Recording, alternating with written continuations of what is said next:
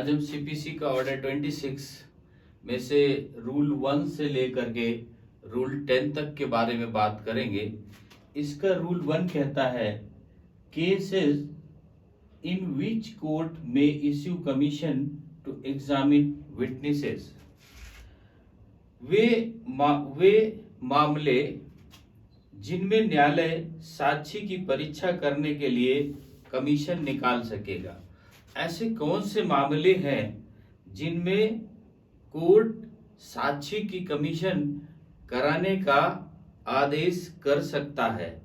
तो जो अधिकारिता के भीतर होंगे, जो कोर्ट के ज्यूरिडिक्शन के अंदर होंगे, उनमें परिप्रश्नों को उनके क्रॉस एग्जामिनेशन से कमीशन कराने हेतु कोर्ट आदेश कर सकता है या कमीशन निकाल सकता है, जिसे कोर्ट वो किसको निकाल सकता है? जिनका अंग शैथिल्य हो, मतलब वो चल फिर नहीं सकते, पैरालाइज हो, उनको निकाल सकता है। या ऐसा कोई व्यक्ति जो मेडिकल अनफिट हो, जो जिसके कोई रजिस्टर्ड डॉक्टर ने, जो रजिस्टर्ड किसी डॉक्टर ने उसको घोषित कर दिया हो कि इसको यहाँ से ले नहीं जाया जा सकता, इसको हटाया नहीं जा सकता, इसको कोर्ट तक नहीं ले जाया जा सकता, ये ले जा सकने में असमर्थ है। अगर ऐसा कोई प्रमाण पत्र कोर्ट को प्रस्तुत किया जाता है डॉक्टर का, और कोर्ट उस प्रमाण पत्र को देखने के बाद उचित समझता है, तो वह कोर्ट कमीशन के लिए जारी कर सकता है। और अगर कोर्ट उचित नहीं समझता तो कमीशन के लिए जारी नहीं करेगा। अभी कमीशन तो क्लियर है कि कमीशन होता क्या है। कमीशन होता है, मान लेते हैं कि कोई व्यक्ति जो पैरालाइज है वह कोर्ट के ज्यूरिडिक्शन के अंदर रहता है, कोर्ट ने कमीशन जारी किया, तो कोर्ट से एक व्यक्ति जो अधिकारी होगा वह उस व्यक्ति के पास जाएगा और उस मामले से रिलेटेड प्रश्नों को पूछेगा और पूछ करके उन्हें लेखबद्ध करेगा। लेखबद्ध करने के बाद वो कोर्ट को आकर के देगा। तो ये बात हो गई कमीशन कराया जाना साक्षी का। अगर किसी स्थान वगैरह का होता है तो उसका अलग है। तो इसका रूल 1 ये कहता है। रूल 2 क्या कहता है? Order for commission. इसका रूल 2 कहता है प्रतिभूति। इसका रूल 2 कहता है कमीशन के लिए आदेश। कमीशन के लिए आदेश क्या होगा? तो रूल 2 कहा कि साक्षी की परीक्षा हेतु न्यायालय स्वयं अगर उचित समझता है तो डायरेक्ट, या जो पार्टी है, उस पक्षकार है, उस पक्षकार के प्रार्थना पत्र पर कमीशन करने का आदेश जारी कर सकता है। और प्रार्थना पत्र जो दिया जाएगा, उस प्रार्थना पत्र के सपोर्ट में एक शपथ पत्र होगा कि यह बात सत्य है कि उसे कमीशन जारी किया जाए। वह कोर्ट नहीं आ सकता, वह असमर्थ है कोर्ट आने में, तो उसे कमीशन जारी किया जाएगा। इसका रूल 3 कहता है where witnesses reside within court jurisdiction. जब रूल इसका 3 कहता है जहां साक्षी न्यायालय की अधिकारिता के भीतर निवास करता है, वह स्थान जो जहां वह पक्ष निवास करता है वह उस कोर्ट के ज्यूरिडिक्शन के अंदर आता है। अगर वह कोर्ट के ज्यूरिडिक्शन के अंदर आता है तो ऐसे किसी भी व्यक्ति का कमीशन करने के लिए या साक्ष्य को लेने के लिए न्यायालय अगर उचित समझता है तो उसे आदेश कर सकता है। रूल 4 कहता है persons for whose examination commission may issue. इसका रूल 4 कहता है कि वे व्यक्ति जिनकी परीक्षा करने के लिए कमीशन निकाला जा सकेगा। ऐसे कौन कौन से व्यक्ति हैं जिनके लिए कमीशन निकाला जा सकता है?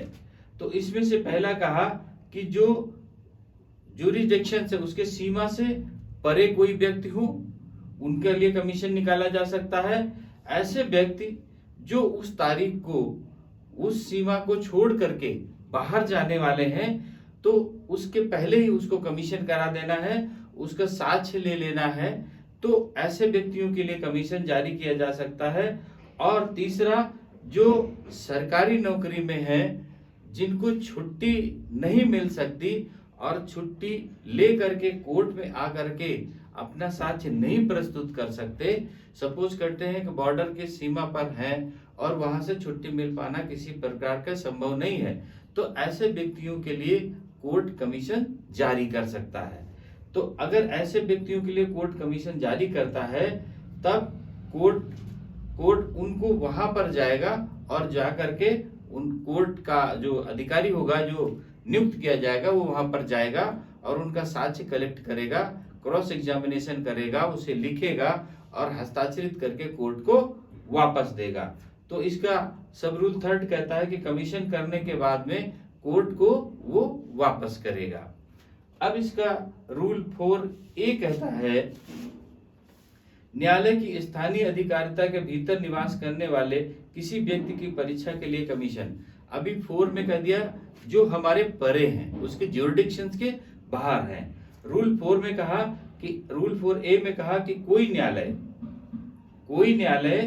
न्याय के हित में,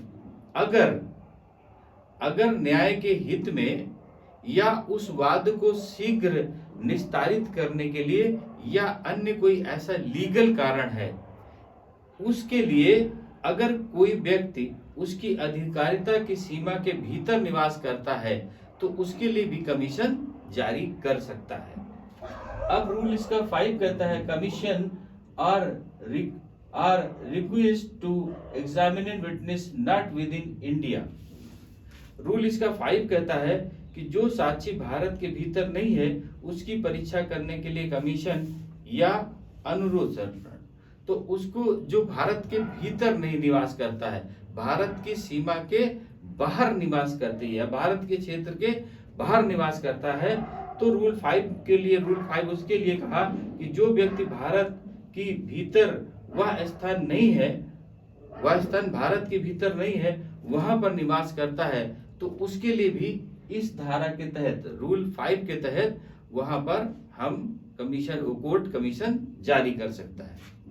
रूल 6 इसका कहता है, court to examine witnesses pursuant to commission. इसका रूल 6 कहता है कि कमीशन के अनुसरण में न्यायालय साक्षी की परीक्षा करेगा। कोर्ट रूल 6 कहता है कि उस व्यक्ति की कोर्ट परीक्षा करेगा, कोर्ट उसको क्रॉस एग्जामिनेशन कर सकता है, कोर्ट उसको क्रॉस एग्जामिनेशन कर सकता है जिसको परीक्षा के लिए बुलाया गया है।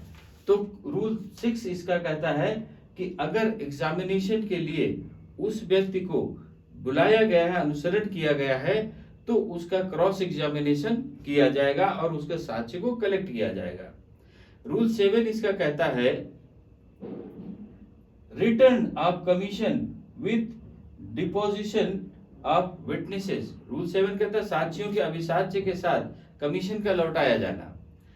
अब कोई अधिकारी जिसको कोर्ट ने आदेशित किया, वह उस व्यक्ति के पास कमीशन के लिए गया और उस अधिकारी ने उस व्यक्ति से जो भी उस मैटर से रिलेटेड बातें हैं उनको क्रॉस एग्जामिनेशन किया, पूछा, और जो भी साक्ष्य कलेक्ट करने थे उन सारे साक्ष्य को कलेक्ट करने के बाद साक्ष्य सहित न्यायालय को एक लिखित उसको लिख करके निष्पादन के बाद रिटन समरी बना करके उस पर हस्ताक्षर करके और कोर्ट को वो नियत तिथि को, जो उस पर टाइम डिसाइड किया गया होगा, उस तिथि को वो वापस करेगा।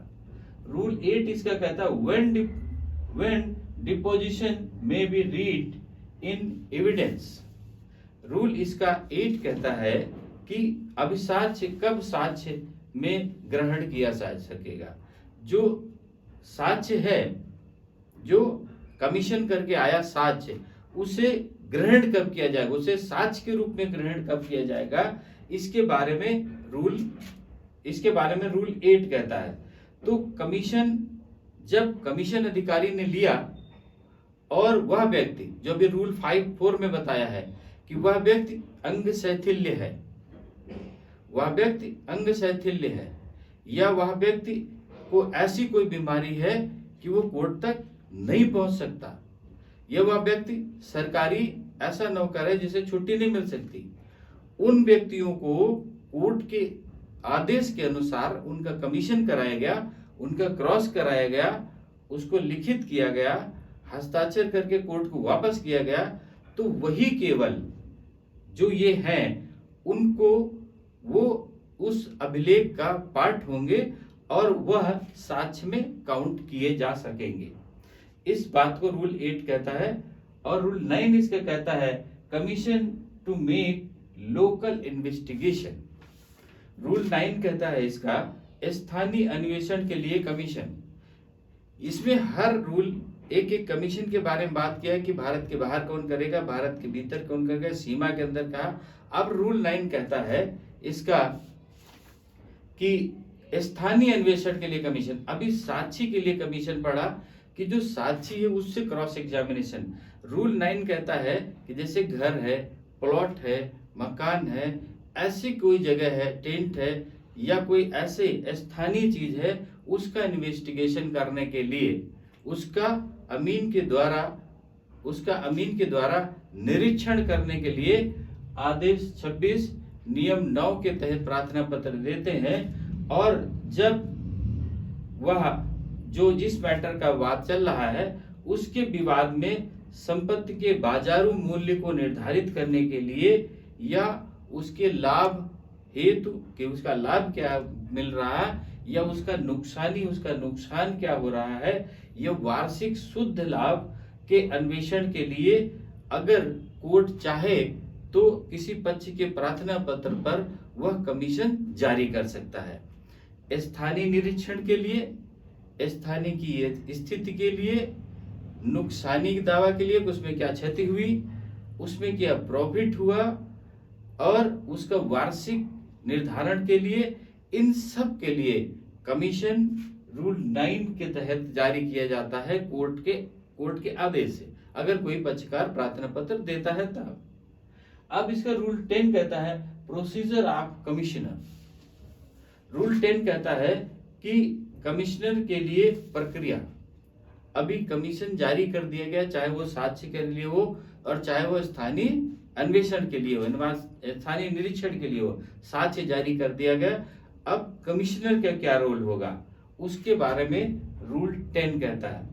तो कमिश्नर क्या करेगा कि निरीक्षण करके आवश्यक साक्ष्य को वहां पर लेखबद्ध करेगा, जाएगा, निरीक्षण करेगा, निरीक्षण की एक रिपोर्ट बनाएगा, उसको लेखबद्ध करेगा, अपना हस्ताक्षर करेगा, और हस्ताक्षर करने के बाद में वो पूरी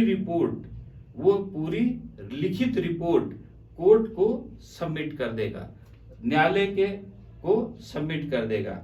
अगर न्यायालय को वापस कर देता है तब वो क्या कहलाता है कि अभिलेख का भाग होगा और वाद में साक्ष्य के रूप में उसे पढ़ा जा सकेगा। और अगर वो जो अन्वेषण करके आया उसे साक्ष्य के रूप में पढ़ा जाएगा।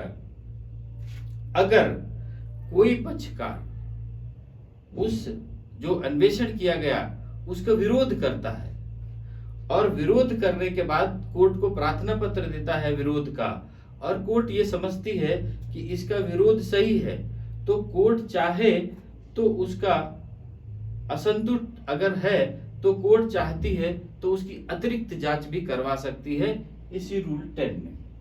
अभी रूल 10 में क्या है कि जो कमिश्नर ने जांच किया उसका क्या कर्तव्य है, जाएगा, इन्वेस्टिगेशन करेगा, साक्ष्य कलेक्ट करेगा, उसको लेखबद्ध करेगा, रिपोर्ट तैयार करेगा, उस पर हस्ताक्षर करेगा और लटा करके नियत तिथि को जो डेट डिसाइड होगी उस तिथि के पहले वो कोर्ट को सबमिट कर देगा, कोर्ट को वापस कर देगा।